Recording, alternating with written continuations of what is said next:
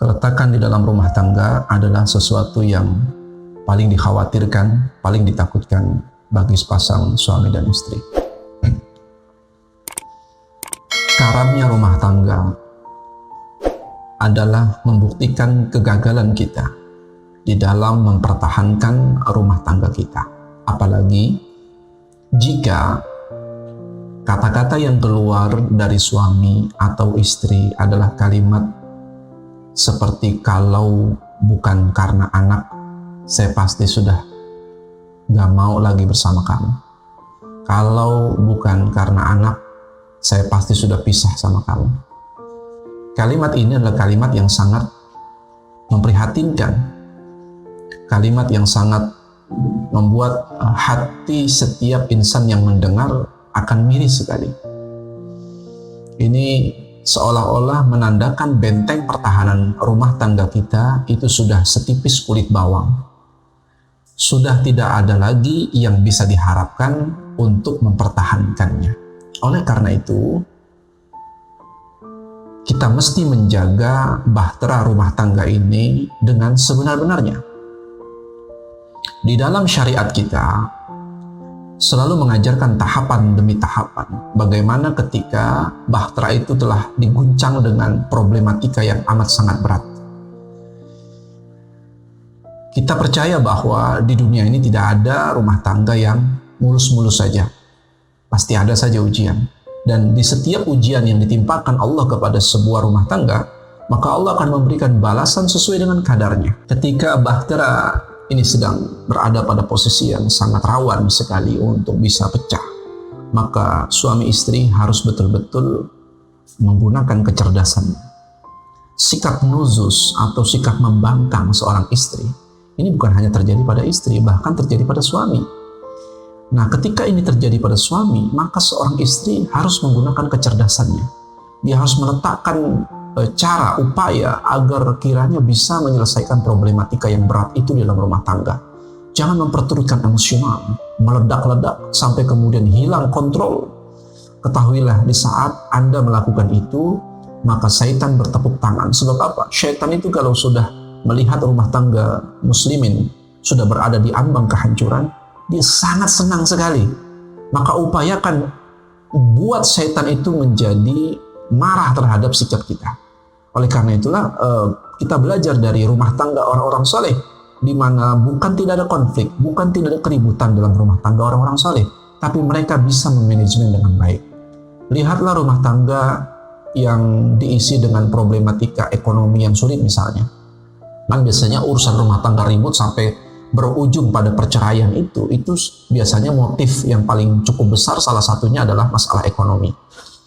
Kita belajar dari orang-orang soleh di masa lalu seperti Ali bin Abi Thalib dan rumah tangganya Fatimah, Sayyidah Fatimah radhiyallahu anha.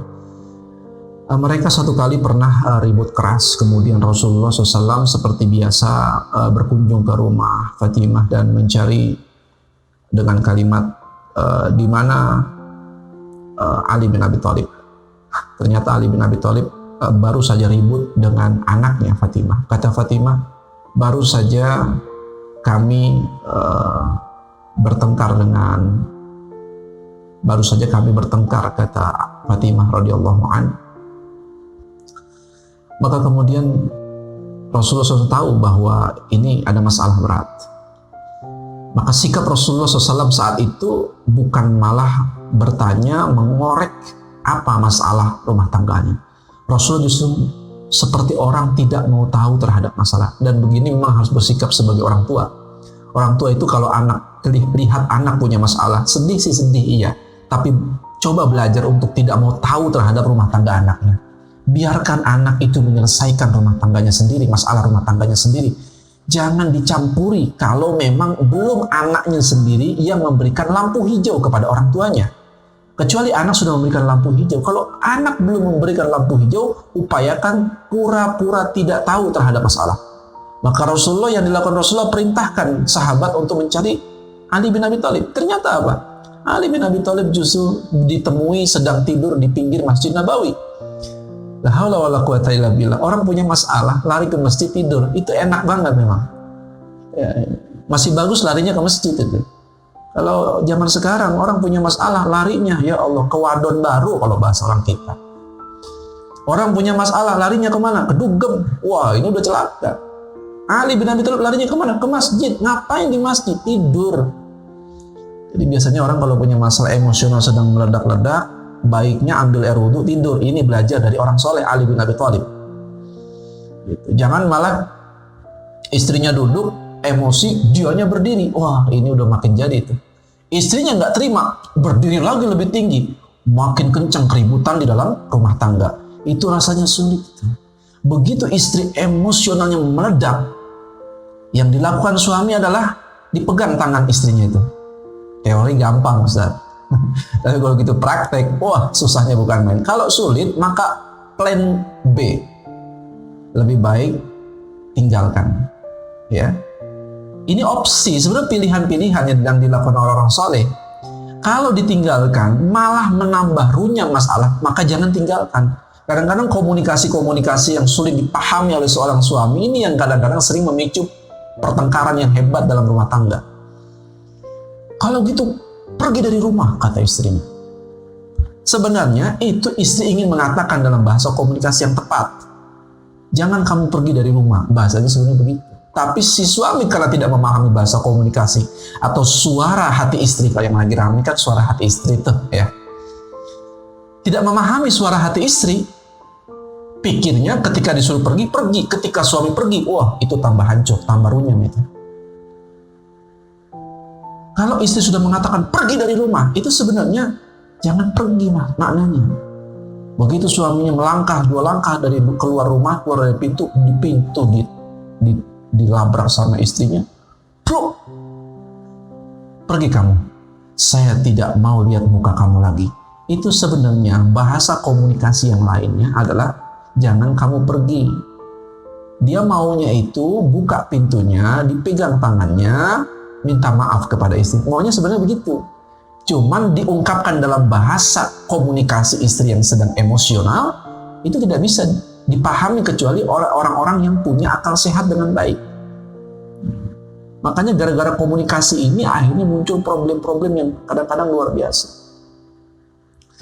Jadi bahasa yang kalau perlu harus berdusta, harus berbohong kepada istri demi menyenangkan hati istri, ini kadang-kadang perlu dilakukan. Sayang, sudah 9 tahun kita menikah mengharumi rumah tangga. Tetap saja wajahmu bagai rembulan di tengah malam, cantik berkilau. Oh.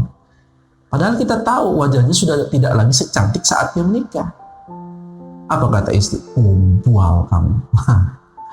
Ketika kata gombal itu, kesannya istri tidak suka diperlakukan itu. Padahal hatinya apa? Senang kok. Itu perempuan, sulit dipahami hatinya. Kita mesti menyelam sedalam-dalamnya. Oleh karena itu, badai-badai yang begitu besar yang menimpa kapal rumah tangga kita ketika mengharungi lautan rumah tangga ini perlu disikapi dengan profesional, disikapi dengan syariat yang tepat. Kalaupun terpaksa, dengan sangat terpaksa harus mencari tempat mengadu, maka carilah hakaman min ahli, seorang hakim yang bisa menyelesaikan problematika kita dengan baik. Jangan cari tempat yang salah. Salah cari tempat kita mengadu, maka akan menambah runyam permasalahan kita. Wallahu a'lam bishawab. Semoga Allah memberkahi kita semuanya.